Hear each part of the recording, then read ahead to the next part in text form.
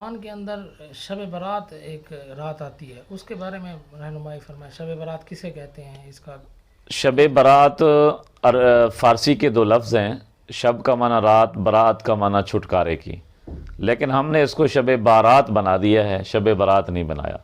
یہ ہمارے لیے چھٹکارے کی رات تب بنے گی جب ہم اس کے اندر اللہ سے معافی مانگیں گے، عبادت کریں گے، اللہ کو راضی کریں گے۔ ترمذی شریف اور ابن حبان کے اندر حدیث موجود ہے، نبی اکرم صلی اللہ علیہ وآلہ وسلم نے اما عائشہ رضی اللہ تعالیٰ عنہ کو فرمایا تھا کہ اس رات اللہ تبارک و تعالیٰ کی رحمت آسمان دنیا پر اترتی ہے اور بنو کلب کے بکریوں کے اوپر جتنے بھی بال ہیں اس سے بھی زیادہ لوگوں کی مغفرت فرماتی ہے۔ اس لیے الترغیب و ترہیب کے اندر یہ روایت بھی موجود ہے کہ نبی اکرم صلی اللہ علیہ وسلم نے فرمایا، من احیا اللیالی الخمس فقد وجبت لہ الجنہ، جو آدمی 5 راتوں کو جاگ کر عبادت سے زندہ کرے گا ان راتوں کو، اس کے لیے جنت واجب ہے۔ ان میں سے ایک رات یہی شب برات ہے، 15 شعبان کی رات ہے۔ تو یہ بخشش کی رات ہے، توبہ کی رات ہے۔ انسان اس کے اندر جتنی زیادہ اعمال ہو سکتا ہے اس کو اعمال کو کرنا چاہیے۔ اس کے لیے ایک آسان طریقہ ہے، اگر آپ سب دوست یاد کر لیں تو سب سے بڑا فائدہ ہوگا کہ جب 14 شعبان کا دن ہو، آپ نیت کر لیں کہ میں مغرب کی نماز کو مسجد کے اندر پہنچ جاؤں گا۔ تو مغرب کی اذان سے پہلے آپ مسجد پہنچ جائیں، اعتکاف کی نیت کر لیں۔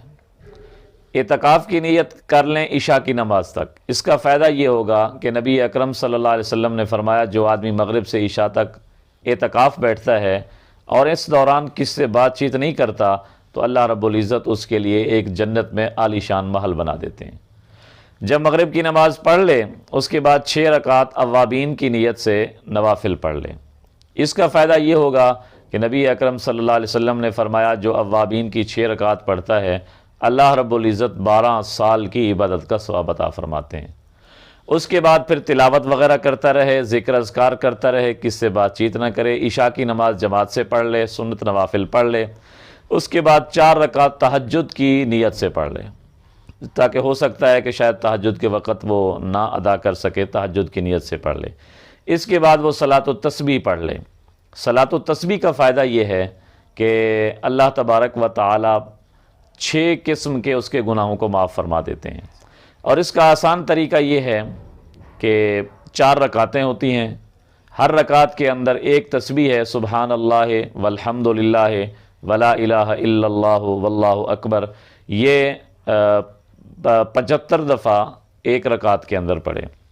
پہلے جب ہم اللہ اکبر کہہ کر نیت کر کے ہاتھ باندھیں گے، سبحانک اللہ پڑھیں گے، اس کے بعد 15 مرتبہ یہ کلمے پڑھیں گے، پھر فاتحہ اور سورت پڑھ کر 10 مرتبہ پڑھیں گے، پھر رکوع کے اندر 10 بار پڑھیں گے تسبیح کر کے، پھر رکوع سے کھڑے ہو کر 10 بار پڑھیں گے، پھر سجدے کے اندر 10 بار پڑھیں گے، پھر سجدے سے کھڑے اٹھ کر بیٹھتے ہوئے 10 بار پڑھیں گے، پھر دوسرے سجدے میں بھی 10 بار پڑھیں گے۔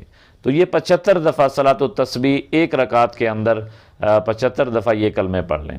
اس کے بعد آپ گھر چلے جائیں، اپنے بچوں کو اٹھائیں، بیوی بہنوں کو اٹھائیں، ان کو تیار کریں، عبادت کریں، سبحان اللہ، الحمدللہ، اللہ اکبر، استغفار، درود شریف کی تسبیح پڑھ کر۔ اس کے بعد اگر طبیعت میں چستی ہو تو مزید عبادت کریں، نہ ہو تو پھر سو جائیں۔ صبح تہجد کی نماز کے لیے اٹھیں، نماز پڑھیں، اس کے بعد فجر کی نماز باجماعت ادا کر لیں۔ اس کا فائدہ یہ ہوگا کہ نبی اکرم صلی اللہ علیہ وسلم نے فرمایا، جو آدمی عشاء کی نماز اور فجر کی نماز باجماعت ادا کر لیتا ہے، اللہ تبارک و تعالی اس کو پوری رات کی عبادت کا ثواب عطا فرماتے ہیں۔ اچھا مفتی صاحب، شب برات کے موقع پہ لوگ عبادات کا خاص اہتمام کرتے ہیں، اس میں اجتماعی عبادات بھی کرتے ہیں، اس کا شرعی حکم کیا ہے؟ اجتماعی عبادات، جس طرح آپ نے صلاۃ التسبیح کا ذکر کیا، صلاۃ التسبیح کچھ لوگ اس کو اجتماعی شکل میں ادا کرتے ہیں، اس کی شرعی حیثیت کیا ہے؟ بالکل، یہ بہت اچھا سوال ہے۔ عام طور پر لوگ صلاۃ التسبیح کو جماعت کے ساتھ پڑھتے ہیں، حالانکہ یہ مکروہ تحریمی ہے۔ نوافل جتنی عبادتیں ہیں وہ اکیلی ہی پڑھنی ہوتی ہیں۔ انسان کسی کے لیے اذیت کا سبب نہ بنے، زور بلند آواز سے ذکر و اذکار نہ کرے، سپیکر نہ چلائے کہ بیمار آدمی کے اس میں خلل ہو، یا کوئی مخصوص عبادت جس طرح کی جاتی ہے کہ جی 4 رکعتیں پڑھیں، ایک رکعت کے اندر فلاں صورت اتنی مرتبہ، دوسری رکعت کے اندر فلاں صورت اتنی مرتبہ، اس رات کی کوئی خاص عبادت شریعت میں متعین نہیں ہے. آپ اپنی مرضی سے بغیر دوسرے کو تکلیف دیے، بغیر اپنے آپ کو تکلیف دیے آپ اپنی عبادت کریں، اللہ سے استغفار کریں، معافی مانگیں.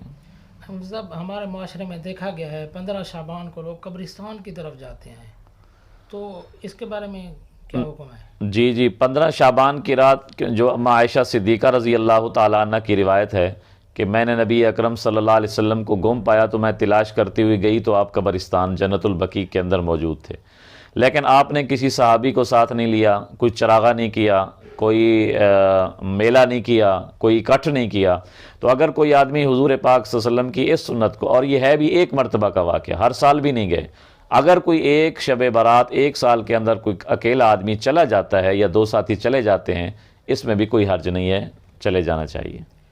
احمد صاحب یہ بتائیں کہ وہ کہتے ہیں کہ شب برات کے موقع پہ موت و حیات کے اور رزق تقسیم ہوتے ہیں، اس کے فیصلے نامہ اعمال فرشتوں اس کی فہرستیں فرشتوں کو دے دی جاتی ہیں، اس کے بارے میں جی اس کے اندر روایات میں آتا ہے کہ اس کی فضیلت اس وجہ سے ہے، نبی اکرم صلی اللہ علیہ وآلہ وسلم نے جب اس مہینے کے اندر روزہ رکھنے شروع کیے تو آپ سے حضرت اسامہ نے سوال کیا تھا کہ یہ آپ روزہ کیوں رکھتے ہیں؟